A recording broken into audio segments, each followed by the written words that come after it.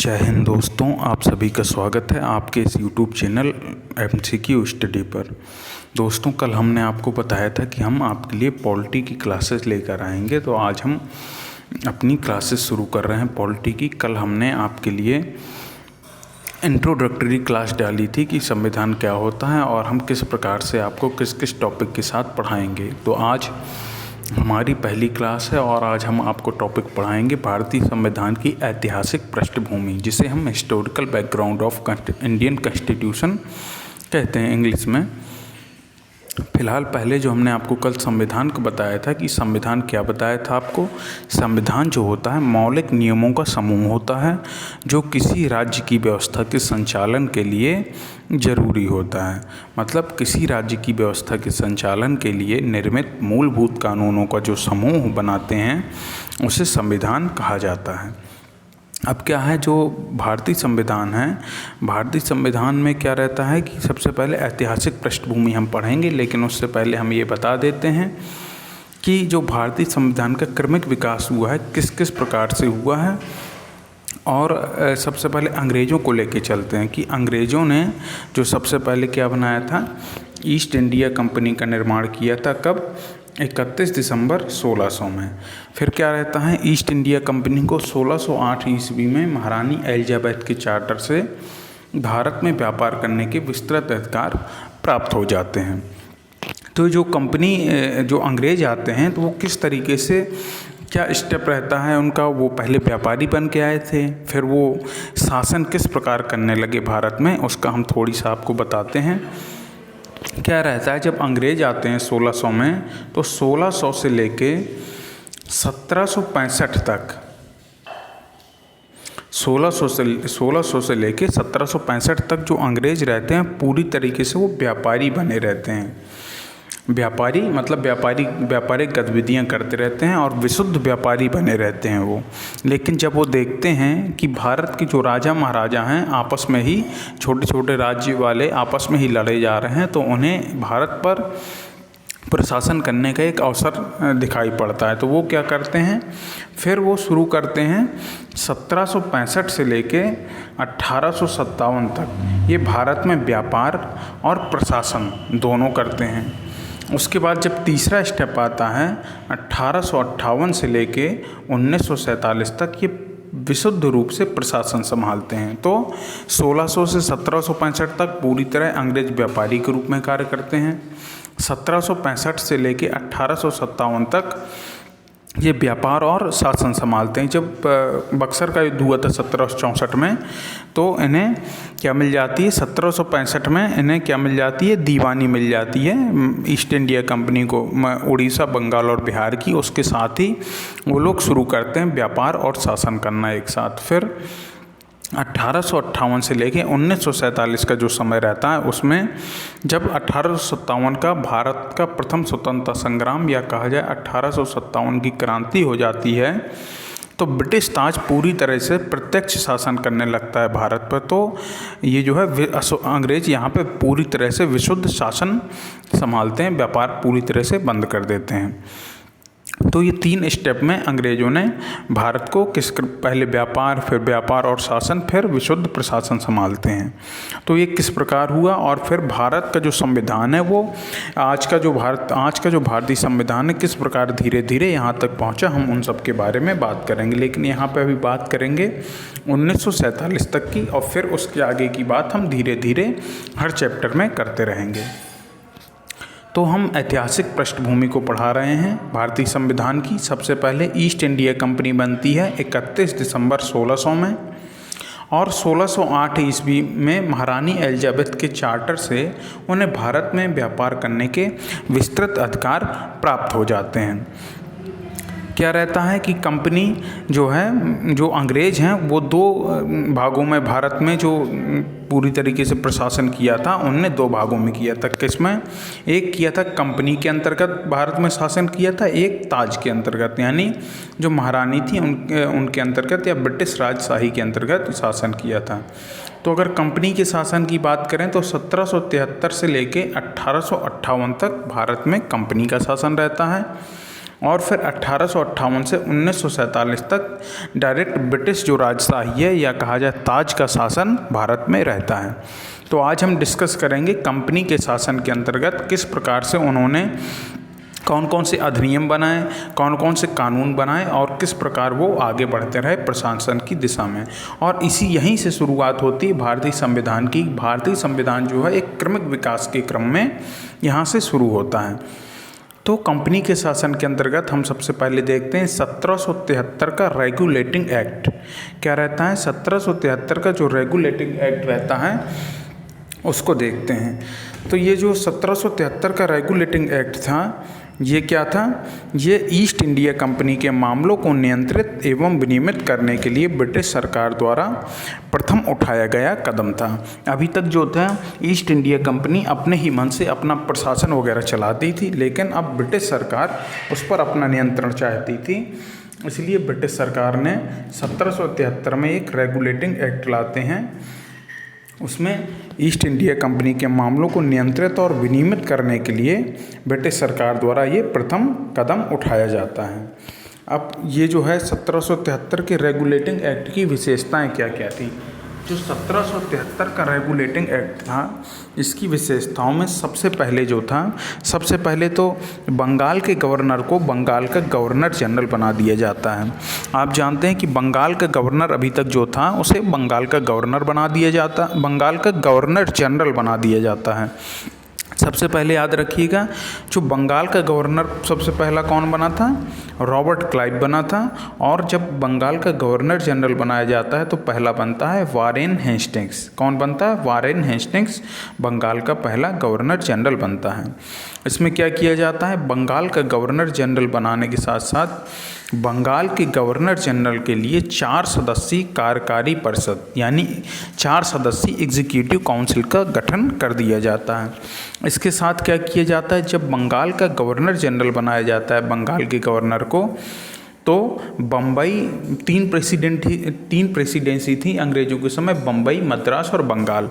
तो जो बम्बई और मद्रास के गवर्नर थे उन सभी गवर्नरों को क्या किया जाता है? बंगाल के गवर्नर जनरल के अधीन कर दिया जाता है। मतलब उनकी शक्तियों को जो है उनकी शक्ति के ऊपर बंगाल के गवर्नर जनरल को बैठा दिया जाता है। इसके अलावा जो दूसरी विशेषता है रेगुलेटिंग एक्ट, इसी के तहत रेगुलेटिंग एक्ट 1773 के तहत 1774 में कलकत्ता में एक सुप्रीम कोर्ट की स्थापना की जाती है। जब सुप्रीम कोर्ट की स्थापना की जाती है तो इसमें जो रहते हैं एक चीफ जस्टिस रहते हैं और 3 अन्य न्यायाधीश रहते हैं। और अगर इसके कलकत्ता सुप्रीम कोर्ट के जो चीफ जस्टिस की बात करें तो उनका नाम था सर एलिजा एम्पे। इसके अलावा और जो विशेषता थी 1773 के रेगुलेटिंग एक्ट की, तो उसमें क्या था कि कंपनी के कर्मचारियों को निजी व्यापार करने और भारतीयों से उपहार या रिश्वत लेने पर रोक थी। क्या करते थे कि कंपनी के जो कर्मचारी थे वो व्यापारिक जो आते थे कंपनी का सामान, उसके साथ साथ अपना भी सामान ले जाते थे और उससे व्यापार करते थे, तो उस पर रोक लगा दी गई। इसके अलावा भारतीयों से उपहार के नाम पर वो मोटी रकम वसूलते थे, तो उस पर भी रोक लगा दी गई इसी 1773 के रेगुलेटिंग एक्ट के तहत। और इसके लिए क्या बनाया गया? भारत में राजस्व, नागरिक और सैन्य मामलों की जानकारी ब्रिटिश सरकार को देना आवश्यक कर दिया गया इसी एक्ट के तहत। और इसके लिए इन्होंने कंपनी में एक गवर्निंग बॉडी बनाई जिसे कोर्ट ऑफ डायरेक्टर्स कहते थे। यही भारत के राजस्व, नागरिक और सैन्य मामलों की जानकारी ब्रिटिश सरकार तक यानी ब्रिटिश संसद तक पहुंचाते रहते थे। उसके बाद क्या आता है? 1773 के जब रेगुलेटिंग एक्ट आ जाता है उसके बाद क्या आता है? फिर आता है 1781 का एक्ट आता है, यानी 1781 का अधिनियम आता है। इसे एक्ट ऑफ सेटलमेंट या अमेंडिंग एक्ट ऑफ 1781 कहते हैं। मतलब एक्ट ऑफ सेटलमेंट मतलब बंदोबस्त कानून इसे कहा जाता है 1781 का। इसमें क्या रहता है? अब अंग्रेज़ों ने, आपने पहले देखा कि 1773 में अंग्रेज़ों ने एक सुप्रीम कोर्ट बना दिया था। तो सुप्रीम कोर्ट जो रहता है, सुप्रीम कोर्ट का अधिकार क्षेत्र गवर्नर जनरल वगैरह तक सब तक था, तो उन्हें ये लगा कि कहीं हमारे कार्यों में कोई दखल न देने लगे सुप्रीम कोर्ट। तो इन्होंने ये जो 1781 का एक्ट लाते हैं, इससे सुप्रीम कोर्ट की जो शक्तियां थी, क्षेत्राधिकार थे, उसे सीमित कर दिया गया। किस प्रकार किया गया वो देख लेते हैं। इसके द्वारा गवर्नर जनरल और उसकी परिषद को सर्वोच्च न्यायालय के क्षेत्राधिकार से बाहर कर दिया गया। मतलब सुप्रीम कोर्ट को कोई पावर नहीं था गवर्नर जनरल और उसकी परिषद को किसी भी मामले में हस्तक्षेप करने का। इसके अलावा कंपनी के कर्मचारियों को भी सर्वोच्च न्यायालय के क्षेत्राधिकार से बाहर कर दिया गया। जो भी कंपनी के कर्मचारी थे, अगर वो कोई काम करते हैं उस समय अपनी सेवा काल के दौरान, तो क्या करते थे, वो भी सर्वोच्च न्यायालय के क्षेत्राधिकार से बाहर थे। इसके अलावा क्या किया गया, कोलकाता के जो सभी निवासी थे उनको सर्वोच्च न्यायालय के अधिकार क्षेत्र के अंतर्गत कर दिया गया। ये था कि जो कलकत्ता में जो रह रहा है उन्हें सबको सब सुप्रीम कोर्ट के अधीन कर दिया गया। इसके अलावा जो राजस्व संबंधी मामले थे उनको भी सुप्रीम कोर्ट के अधिकार क्षेत्र से मुक्त कर दिया गया। मतलब उनसे सुप्रीम कोर्ट राजस्व संबंधी मामलों में कोई भी अपना हस्तक्षेप नहीं कर सकता था। इसके अलावा प्रांतीय न्यायालयों की appeal governor general in council में दायर हो सके, ना कि सुप्रीम कोर्ट में। जैसे रहता है ना, हम लोअर कोर्ट की अपील अपर कोर्ट में करते हैं, तो इसमें ऐसा नहीं था। जो प्रांतीय न्यायालय थे उनकी अपील, उनके लिए अपील सुप्रीम कोर्ट में नहीं बल्कि गवर्नर जनरल की जो काउंसिल थी वहाँ पे दायर की जाती थी। इस एक्ट के तहत उन्होंने ऐसे प्रावधान किए। अब जो 1781 का एक्ट था, इसके बाद फिर 1784 में एक आता है, कौन सा देखते हैं, पिट्स इंडिया एक्ट आता है। कब आता है, 1784 में पिट्स इंडिया एक्ट आता है। पिट्स इंडिया एक्ट इसलिए इसे कहा जाता था क्योंकि इस समय जो तत्कालीन इंग्लैंड के प्रधानमंत्री थे उनका नाम था विलियम पिट। तो उन्होंने ही इस एक्ट को, उस समय ये एक्ट जो आता है तो ये पिट्स इंडिया एक्ट कहलाता है।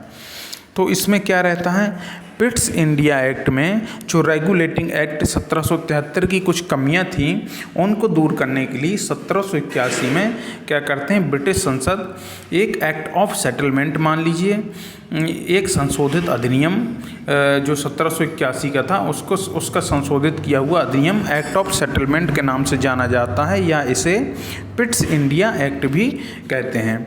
और ये कब आता है, 1784 में अस्तित्व में आता है।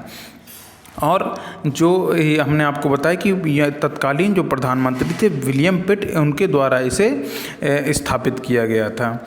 तो इस अधिनियम की अगर हम विशेषता के बारे में बात करें तो इस अधिनियम की जो सबसे बड़ी विशेषता थी कि इसने क्या किया था कि कंपनी के जो राजनीतिक और वाणिज्यिक कार्य थे उनको अलग अलग कर दिया था।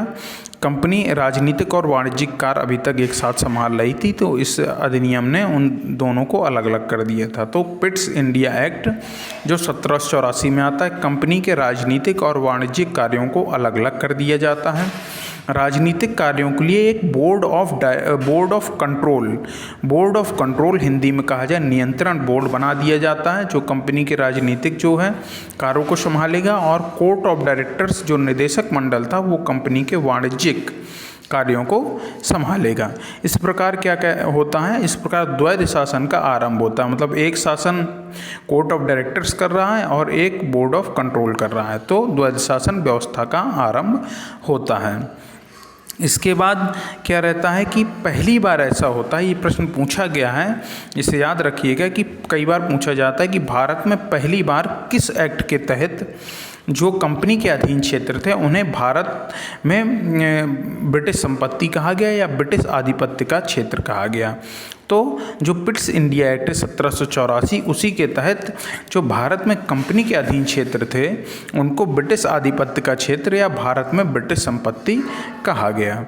इसके अलावा ब्रिटिश सरकार को कंपनी के कार्यों और प्रशासन पर पूर्ण नियंत्रण प्रदान किया गया। मतलब जो है पूर्ण नियंत्रित कर सकती थी, क्योंकि कोर्ट ऑफ डायरेक्टर्स बनाया था और एक बोर्ड ऑफ कंट्रोल बनाया था। इन दोनों के माध्यम से जो ब्रिटिश सरकार थी कंपनी के वाणिज्यिक और राजनीतिक कार्य दोनों को अपने हाथों में ले लिया था। और नियंत्रण बोर्ड जो थी, बोर्ड ऑफ कंट्रोल, उसको ये ताकत भी दी गई थी कि ब्रिटिश भारत में सभी नागरिक सैन्य और राजस्व गतिविधियों का निरीक्षण व नियंत्रण कर सके। नेक्स्ट पर इसके अलावा अब हम नेक्स्ट पर चलते हैं। आता है 1786 का अधिनियम। 1786 का अधिनियम तो केवल इसलिए लाया गया था कि लॉर्ड कॉर्नवालिस जब बंगाल का गवर्नर जनरल बनता है तो वो मांग कर देता है कि हमें सेनापति या कमांडर, जिसे कमांडर इन चीफ कहते थे, उसकी शक्तियाँ भी हमें दी जाएँ। तो एक क्या किया जाता है, 1786 का अधिनियम लाया जाता है, एक्ट ऑफ 1786। इसके तहत क्या कर दिया जाता है, इसके तहत जो भारत का गवर्नर जनरल था उस समय कौन था, लॉर्ड कॉर्नवालिस। तो भारत के गवर्नर जनरल को किसके सेनापति की यानी कमांडर इन चीफ की शक्तियां भी दे दी जाती हैं। इसके अलावा जो दूसरा इसमें प्रबंध किया गया था, दूसरा जो इसमें विशेषता थी, इसमें क्या किया गया था कि जो स्पेशल मामले थे यानी विशेष मामलों में जो गवर्नर जनरल की हमने बताई थी कि 4 सदस्यीय कार्यकारी परिषद थी, उसके निर्णय को न मानने का अधिकार भी हासिल कर लिया था गवर्नर जनरल ने। मतलब उसे उसके निर्णय को, जो कार्यकारी परिषद यानी एग्जीक्यूटिव काउंसिल थी, उसके निर्णय को ओवरराइड कर सकता था। यानी उसका मन हो तो माने, ना मन हो तो ना माने। विशेष मामलों में उसे ये जो है इस प्रकार की शक्तियाँ दी गई थीं। अब हम आते हैं इसके बाद 1786 के जो अधिनियम हैं, उसके बाद कौन सा आता है, उसके बाद आता है 1793 का charter act, charter act of 1796। तो इसमें क्या रहता है, कॉर्नवालिस ने, इसमें जो चार्टर एक्ट 1796 है, इसमें क्या रहता है, 1786 के अधिनियम के द्वारा क्या दिया गया था, लॉर्ड कॉर्नवालिस को कमांडर इन चीफ की शक्तियां भी दी गई थी और अपनी जो काउंसिल के निर्णय को ओवरराइड करने का उसे अधिकार हासिल हो गया था। तो लॉर्ड कॉर्नवालिस अभी भी था 1793 में गवर्नर जनरल। तो वो क्या करता है कि उसे जो शक्तियां ये दी गई थीं कि जो अपनी काउंसिल थी उसके निर्णय को माने या ना माने, यानी उसे ओवरराइड कर सकता था, ये उसने अपनी जो शक्ति थी उसे आगे आने वाले भविष्य के गवर्नर जनरलों को भी दे दिया। मतलब जो भी अब गवर्नर जनरल आएंगे उनके पास ये पावर रहेगी। इसके अलावा उसने प्रेसिडेंसियों के गवर्नर तक इस शक्ति को विस्तारित कर दिया था। मतलब वो सभी के कोई भी निर्णय है, किसी भी निर्णय को माने या ना माने, उनको ये उसको पावर उसने विस्तारित कर दिया था और भविष्य के जो भी गवर्नर जनरल आएंगे उन सभी के पास ये पावर रहेगी। उसने ऐसा प्रावधान भी कर दिया था 1793 के चार्टर एक्ट के द्वारा। इसके अलावा कंपनी का जो व्यापार था उसे 20 वर्षों के लिए बढ़ा दिया गया। तो यानी इसके बाद जो चार्टर एक्ट आएगा वो 1813 में आएगा। गवर्नर जनरल को बॉम्बे और मद्रास प्रेसिडेंसी की सरकारों के ऊपर अधिक नियंत्रणकारी शक्ति प्रदान की। तो ये जो था कि निर्णयों को ओवरराइड कर सकता था अदर प्रेसिडेंसी के, तो उसे इसके तहत और अधिक नियंत्रणकारी शक्ति प्राप्त होती है गवर्नर जनरल को। और तत्कालीन गवर्नर जनरल कौन था, लॉर्ड कॉर्नवालिस था। इसके अलावा अब जो सबसे इम्पोर्टेंट है, इस पर प्रश्न भी आया है और कई बार पूछा जाता है, ये फैक्ट है, सीधे सीधे यूपी पीसीएस वगैरह में, यूपी SSSC में कहीं पे भी पूछा जा सकता है। तो याद रखिएगा कि बोर्ड ऑफ कंट्रोल के सदस्यों को उसके कर्मचारियों को भारतीय राजस्व से भुगतान करने का प्रावधान किया गया। तो आप जानते हैं कि जो 1784 के पिट्स इंडिया एक्ट के द्वारा बोर्ड ऑफ कंट्रोल यानी नियंत्रण बोर्ड बनाया गया था, अब 1793 के चार्टर एक्ट द्वारा क्या किया गया, उसके जो कर्मचारी थे उन सभी को भारतीय राजस्व से भुगतान करने का प्रावधान किया गया। नेक्स्ट पर चलते हैं। अब हमने आपको बताया था कि कंपनी के जो व्यापार का एकाधिकार था उसे 20 वर्ष के लिए बढ़ा दिया गया। तो अब कब आएगा और चार्टर एक्ट, 1793 के बाद 20 साल बाद 1813 में आता है चार्टर एक्ट। तो जो चार्टर एक्ट 1813 था, चार्टर एक्ट ऑफ 1813, इसकी हम विशेषताओं के बारे में बात करेंगे। तो इसकी जो सबसे बड़ी विशेषता है, इसमें क्या रहता है, सबसे बड़ी विशेषता में कि कंपनी के व्यापारिक एकाधिकार को समाप्त कर दिया गया। इसका क्या अर्थ है, तो कंपनी का जो व्यापारिक एकाधिकार था उसे समाप्त करने का अधिकार है कि और जो लोग थे ब्रिटिश और जो मतलब साधारण नागरिक वगैरह हुए थे वो भी भारत के साथ व्यापार कर सकते थे। अभी तक इसके पहले क्या था कि कंपनी ही केवल भारत के साथ व्यापार कर सकती थी, ये उसमें मोनोपोली क्रिएट कर रखे थी, लेकिन यहाँ से कंपनी की मोनोपोली यानी एकाधिकार को समाप्त कर दिया जाता है और आम लोगों के लिए भी, आम व्यापारियों के लिए, जो सभी ब्रिटिश व्यापारी थे उनके लिए रास्ते खोल दिए जाते हैं। लेकिन अभी भी कंपनी को दो चीज़ों में यहाँ पे एक अधिकार रहता है, एक चाय के व्यापार के साथ, मतलब चाय का व्यापार केवल कंपनी कर सकती थी, और चीन के साथ व्यापार, यानी चीन के साथ जो व्यापार करने का अधिकार था वो केवल कंपनी के पास ही सुरक्षित रखा गया। नेक्स्ट पर चलते हैं। भारत में कंपनी शासित क्षेत्रों पर ब्रिटेन की जो ताज की प्रभुता था और स्थापित कर दिया गया। आप जानते हैं जब कंपनी के व्यापारिक एकाधिकार को छीन लिया जाएगा तो इसमें कौन सुप्रीमेसी के तौर पर समझ में आएगा? जो ब्रिटेन की सरकार है उसी ने व्यापारिक एकाधिकार को समाप्त किया, तो उसकी सुप्रीमेसी जो है और साफ तौर पर समझ में आती है चार्टर एक्ट 1813 के द्वारा, यानी चार्टर जो एक्ट आया था 1813 का, उसके द्वारा। इसके अलावा जो एक यहाँ पर फैक्ट नज़र आ रहा है, इसको आप देखिए कि इस एक्ट ने ईसाई मिशनरियों को भारत आकर लोगों को प्रबुद्ध करने की अनुमति प्रदान की। मतलब ईसाई मिशनरियों को ये अनुमति दी गई कि वो भारत जाकर लोगों को प्रबुद्ध बनाएं, या सीधे सीधे कहा जाए तो अपने धर्म का प्रचार करने की उन्हें अनुमति दे दी गई। इसके अलावा इस एक्ट के तहत पश्चिमी शिक्षा के प्रचार प्रसार की व्यवस्था भी की गई। 1813 का एक जो इम्पोर्टेंट बात है, यहाँ पर क्या किया गया कि स्थानीय जो सरकारें थीं उनको व्यक्तियों पर कर लगाने की व्यवस्था को अधिकृत किया गया, यानी स्थानीय सरकारें अब व्यक्तियों पर भी कर लगा सकती थीं, स्थानीय सरकारें भी अब व्यक्तियों पर कर लगा सकती थीं, और अगर लोग इनकी इस कर का भुगतान नहीं करते थे तो दंड की व्यवस्था की गई थी। मतलब अभी तक स्थानीय सरकारों के पास कोई भी कर लगाने का अधिकार नहीं था, लेकिन 1813 के चार्टर एक्ट के द्वारा 1813 का जो चार्टर एक्ट था, इसके द्वारा स्थानीय सरकारों को जो व्यक्ति थे उन पर कर लगाने की व्यवस्था को उन्हें सौंप दिया गया, और कर भुगतान न करने पर वो इसके लिए व्यक्तियों को दंडित भी कर सकती थीं। अब इसके बाद क्या आएगा? इसके बाद पुनः 20 सालों बाद आता है next charter act, charter act 1833। जो 1833 का चार्टर एक्ट था, ब्रिटिश भारत के केंद्रीकरण की दिशा में यह अधिनियम अंतिम निर्णायक कदम था। मतलब अभी तक जो पावर थी उसे गवर्नर जनरल के पास सेंट्रलाइज किया जा रहा था, तो ये जो कदम था ये अंतिम कदम था। अगर हम इसकी विशेषताओं के बारे में बात करें तो जो 1833 की विशेषता थी, तो सबसे पहली विशेषता क्या थी कि जो अभी तक बंगाल का गवर्नर जनरल चल रहा था उसे क्या करते हैं, उसे भारत के गवर्नर जनरल के रूप में परिवर्तित कर दिया जाता है।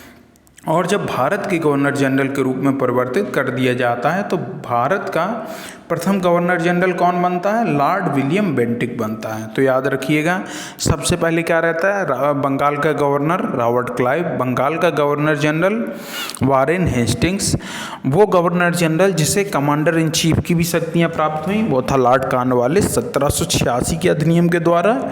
और अब आता है भारत का प्रथम गवर्नर जनरल, वो कौन रहता है? वो रहता है लॉर्ड विलियम बेंटिक। इसे 1833 के चार्टर एक्ट द्वारा भारत का प्रथम गवर्नर जनरल बनाया गया था। और इसमें क्या रहता है? भारत के गवर्नर जनरल में सभी नागरिक और सैन्य शक्तियां निहित कर दी गई। दूसरी विशेषता है मद्रास और बम्बई के गवर्नरों को विधायी शक्तियों से वंचित कर दिया गया।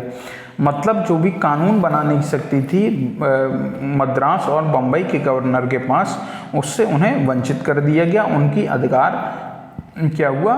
सीमित हो गए।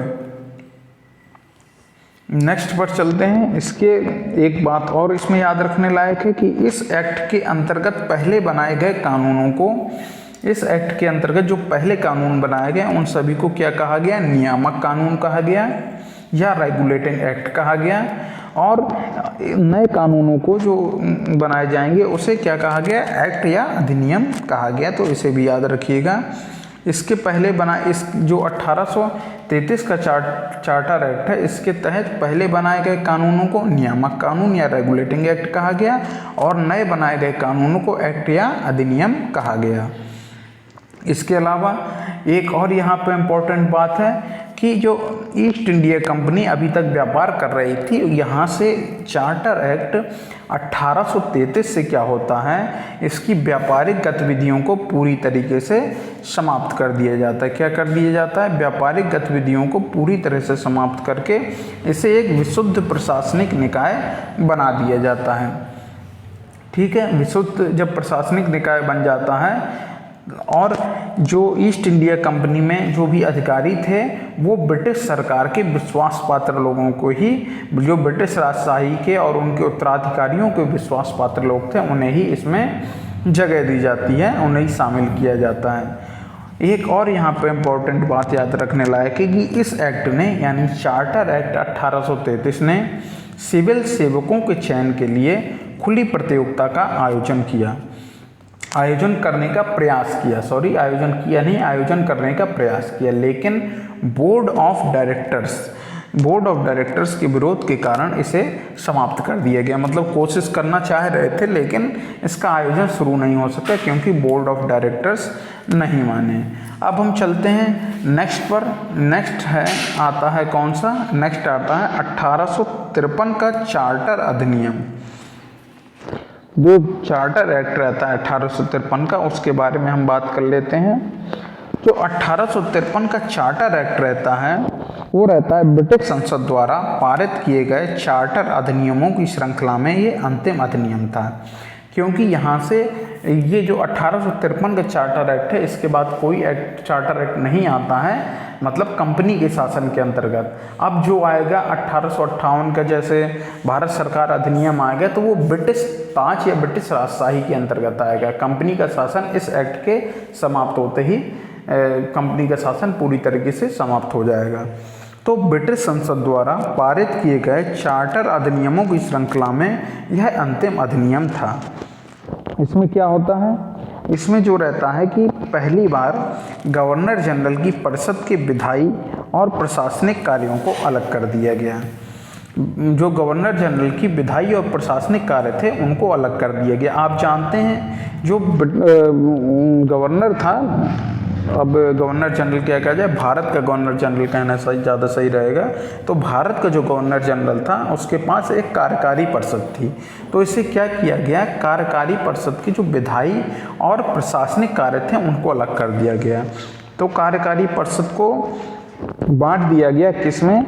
लेजिस्लेटिव काउंसिल यानी विधान परिषद में और एग्जीक्यूटिव काउंसिल यानी कार्यकारी परिषद में। विधान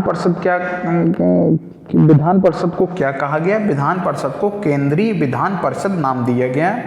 इसका काम क्या था? ये लेजिस्लेटिव काउंसिल थी, तो इसका काम था नियम और कानूनों को बनाना। और जो कार्यकारी परिषद थी एग्जीक्यूटिव काउंसिल, इसका क्या काम था? इसका काम था बनाए गए कानूनों का अनुपालन कराना, यानी बनाए गए कानूनों को लागू कराना और उनका अनुपालन हो रहा है ठीक प्रकार से या नहीं इसको देखना, तो अनुपालन कराना।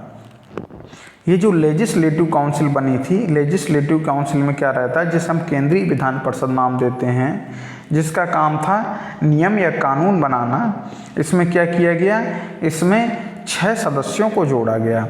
इसमें जो 6 सदस्यों को जोड़ा गया तो उन 6 सदस्यों में क्या था, 4 सदस्यों का चुनाव बंगाल, मद्रास, मुंबई व आगरा की स्थानीय प्रांतीय सरकारों द्वारा किया जाना था। ठीक है, तो इसमें क्या होता है, इसमें पहली बार स्थानीय प्रतिनिधित्व प्रारंभ किया गया। स्थानीय प्रतिनिधित्व प्रारंभ किया गया।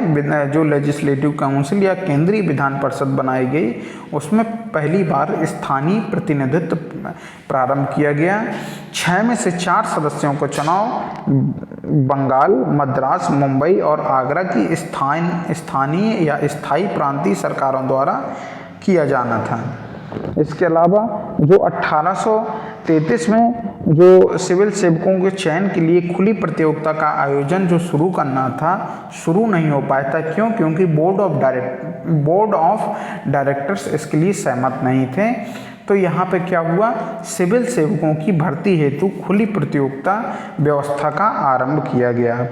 1853 के एक्ट के द्वारा सिविल सेवकों की भर्ती हेतु खुली प्रतियोगिता व्यवस्था है उसका आरंभ कर दिया गया। और इसके लिए 1854 में जो भारतीय सिविल सेवा के लिए मैकाले समिति की नियुक्ति की गई। तो मैकाले समिति कब आई थी, 1834 में, और भारतीय सिविल सेवा के संबंध में इसे नियुक्त किया गया था। इसके अलावा क्या रहता है कि कंपनी के जो शासन था उसको विस्तारित कर दिया गया, क्योंकि आप जानते हैं कार्यकारी परिषद को दो भागों में बांटा गया था, विधान परिषद और कार्यकारी परिषद। तो केंद्रीय विधान परिषद ये जो रहता है उसमें नए सदस्य जोड़े गए। तो इस प्रकार कंपनी के शासन को विस्तारित कर दिया गया। और अभी भी भारतीय जो क्षेत्र थे उनको इंग्लैंड की जो ब्रिटिश राजशाही थी उसके विश्वास के तहत ही कब्जे में रखने का अधिकार दिया गया। मतलब उसके जो विश्वास पात्र लोग थे वही कब्जे में रख सकते, मतलब वही जो है भारत में यहाँ पे जो गवर्नर जनरल हैं वो सब जो थे ब्रिटिश सरकार के विश्वास पात्र लोग ही थे। और अब क्या किया गया, ये जो चार्टर एक्ट था इसमें ये नहीं बताया गया कि इसे 20 साल के लिए या आगे कितने साल के लिए विस्तारित किया जाता है। तो इससे ये निर्धारित हो गया कि कंपनी के जो शासन है ब्रिटिश संसद द्वारा कभी भी समाप्त किया जा सकता है। तो मतलब अगर हमें जो 1858 में जब ताज का शासन शुरू होता है उससे पहले ही हमें ये झलक देखने को मिल गई थी चार्टर एक्ट 1853 में कि कंपनी का शासन कभी भी समाप्त किया जा सकता है। तो दोस्तों हमने जो भारत में अंग्रेज़ों ने कंपनी के शासन के अंतर्गत जो एक्ट बनाए, जो भी चार्टर एक्ट वगैरह आए, उन सभी के बारे में हमने यहाँ पर डिस्कस किया है। कल हम आपको बताएं, मतलब जो हम नेक्स्ट क्लास हम पढ़ाएंगे उसमें जो अंग्रेज़ों ने ताज के अंतर्गत यानी डायरेक्ट ब्रिटिश राजशाही के अंतर्गत जो शासन किया, जो एक्ट आए, उनके बारे में हम अपने नेक्स्ट लेक्चर में बताएंगे। तो आप लोगों को ये वीडियो कैसा लगा आप लोग कमेंट सेक्शन में ज़रूर बताइएगा। अगर आपको वीडियो पसंद आया तो इस वीडियो को लाइक करिए, कमेंट करिए, शेयर करिए और आप हमारे साथ शुरुआत से पॉलिटी जो है पढ़ना शुरू करिए। ये हम आपको पूरा अच्छी तरीके से पढ़ाएंगे। आप लोग को क्या करना है, ये जो वीडियो हमने पढ़ाए इसे अच्छे से देखिए, 1-2 बार देखिए, अपने नोट्स बनाइए, या फिर इस वीडियो को देखने के बाद पहले ऐसे करिए कि पहले आप लक्ष्मीकांत बुक पढ़ लीजिए इसी टॉपिक को, फिर आप अपने नोट्स बनाइए। उसके बाद आपको घटना चक्र से इसके पूरे जो न्यूमेरिकल प्रीवियस ईयर क्वेश्चन है इसी टॉपिक के उससे सॉल्व कर लेना है। तो आपका ये जो टॉपिक रहेगा फिर पूरी तरीके से आपको अच्छी तरीके से तैयार हो जाएगा। हाँ, टाइम पर रिवीजन बहुत ज़रूरी है, क्योंकि अगर आप रिवीजन नहीं करते हैं तो आप भूल जाते हैं। तो इसको रिवीजन ज़रूर करिएगा। तो आप जो नोट्स बनाइएगा अपने ही हाथों से बनाइएगा। हालांकि आपकी सुविधा के लिए हम ये जो PDF है हम आपको अपने टेलीग्राम चैनल में उपलब्ध करा देंगे, आपको निःशुल्क प्राप्त हो जाएगी। आप टेलीग्राम चैनल से इस PDF को डाउनलोड कर सकते हैं अपने नोट्स बनाने की सहायता के लिए कि किस तरीके से बनाए जा सकते हैं। हालांकि आपको पढ़ाने के लिए हमने काफ़ी डिटेल्ड में नोट्स बनाए हैं, तो आप इसे देखिएगा, अपने हिसाब से इसे प्रिसाइज कर लीजिएगा, इस संक्षिप्तीकरण जिसे कहते हैं कर लीजिएगा। तो दोस्तों आपको वीडियो कैसा लगा कमेंट सेक्शन में ज़रूर बताइए। वीडियो को लाइक, शेयर, कमेंट करिए। अगर आपने अभी तक हमारे इस YouTube चैनल को सब्सक्राइब नहीं किया है तो प्लीज़ सब्सक्राइब ज़रूर करिए। और जो भी तैयारी कर रहे हों एग्ज़ाम्स वगैरह की, उन सभी तक इस वीडियो को पहुंचाने का अब आपकी जिम्मेदारी है, आप पहुंचाइए और ज़्यादा से ज़्यादा शेयर करिए। अगर आपको हमारे सोशल मीडिया प्लेटफॉर्म से जुड़ना है तो आपको डिस्क्रिप्शन बॉक्स में सबकी लिंक उपलब्ध हो जाएगी। आप एक बार डिस्क्रिप्शन बॉक्स चेक करिए, आपको काफ़ी कुछ वहाँ पर आपके काम का मिलेगा। हम आपके लिए डेली करंट अफेयर भी लेके आते हैं, उसे भी आप देखिए और इस चैनल को सब्सक्राइब करके बेल आइकन ज़रूर प्रेस करिए। तो दोस्तों अब हम आपसे अपने नेक्स्ट वीडियो मिलते हैं। जय हिंद, जय भारत।